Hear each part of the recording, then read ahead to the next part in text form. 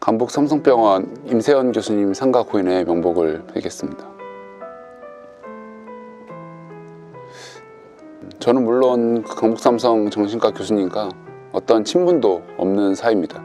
강북 삼성병원에서 근무하고 있는 지인에게 뉴스에 나오기 전에 이 얘기를 먼저 들었는데, 지인에게서 연락을 받은 거는 교수님께서 환자에게 칼을 맞고 응급실에서 개용을 하고 있다는 그런 얘기를 들었습니다. 저는 처음에 그 얘기를 완전히 믿지는 않았었습니다. 비록 저희 모교에서도 비뇨기과 교수님께서 그 지하주차장에서 환자에게 칼을 맞고 돌아가신 적도 있었고, 그리고 실습생 때 산부인과 외래에서는 한 40대 중년의 여성분께서 교수님께 죽여버리겠다고 협박을 하면서 달려들었던 적이 있었고, 당시에 전공의 선생님들이 다 나와가지고 환자를 말리고 교수님 뒷문을 통해서 도망간 적이 있었습니다. 하지만 그렇게 사람들이 다 보는 대낮에 강북삼성병원이라고 하는 큰 대형 병원에서 환자에게 교수님께서 칼에 찔려 돌아가셨다는 이야기를 저는 믿고 싶진 않았습니다. 학교 다닐 때 공부를 잘하던 여자 동기가 있었는데, 그 친구는 공부도 잘해서 서울에 있는 빅3에서 인턴을 했었습니다. 하고서 인기과에 지원을 했다가 떨어지니까 이제 임상 보는 거는 자기랑 잘 맞지 않는다고 해서 예방의학을 전공을 하게 됐습니다.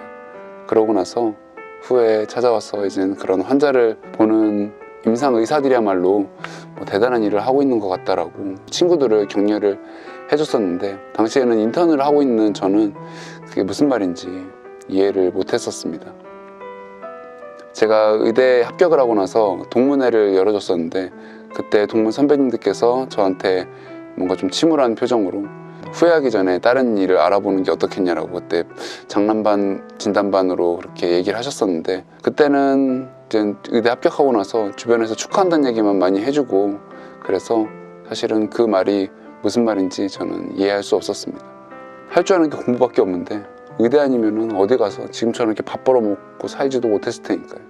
의사 연봉에 대해서도 유튜브를 보면서 의사 연봉이 어떻다 이렇게 얘기하시는 분들이 많은데, 사실은 거의 환상이라고 생각을 하시면 되고, 그리고 보통 사람들이 생각하는 그런 의사 연봉을 받으려면 적어도 한 35살, 최소한 35살 이후는 돼야지 그런 연봉에 가까운 수입을 벌 수 있게 됩니다. 그 전에 이제 특히 전공의 기간 같은 경우에는 주 88시간이라는 근로 기준을 걸고 최저임금에 준하는 월급을 받으면서 일을 하게 되고, 주변 아는 사람들 중에는 전공의 때도 돈을 많이 번다고 생각을 하시는 분들이 있으시더라고요. 사실은 그렇진 않거든요.